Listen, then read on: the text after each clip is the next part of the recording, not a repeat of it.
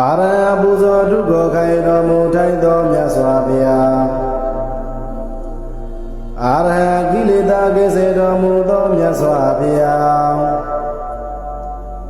အာရဟံစိတ်ဝါယာယ၌ပဲမကောင်းမှုကိုပြုတော်မမူသောမြတ်စွာဘုရားသမ္မာသမ္ဗုဒ္ဓတိမြေစရာလုံးတော်ကိုအမှားတိုက်ကိုပဲညာပြေမချွေမချမ်းတိမေတော်မူသောမြတ်စွာဘုရား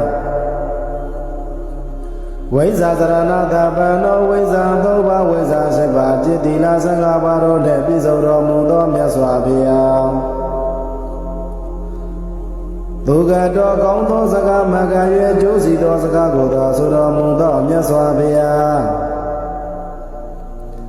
လောကဝေဒုတတ္တလောကဩဃာတလောကသင်္ခါရလောကဆိုအပ်သောလောကသုံးပါးကိုသိမြင်တော်မူသောမြတ်စွာဘုရား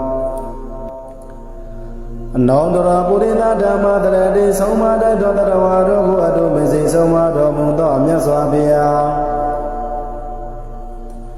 တထာဒေဝမနုဿာနာနတ်လူတို့၏ဆရာတဆုဖြစ်တော်မူသောမြတ်စွာဘုရားဘုံတော်သစ္စာလေးပါးကိုကိုယ်တိုင်လည်းသိတော်မူသူတော်ဘာတို့ကိုလည်းသိအောင်ဟောတော်မူသောမြတ်စွာဘုရားဘာဂဝါဣန္ဒြိယဓမ္မာယတ္တတိတိကာမပိယတမိဘုံ6ပါးနှင့်ပြည့်စုံတော်မူသောမြတ်စွာဘုရား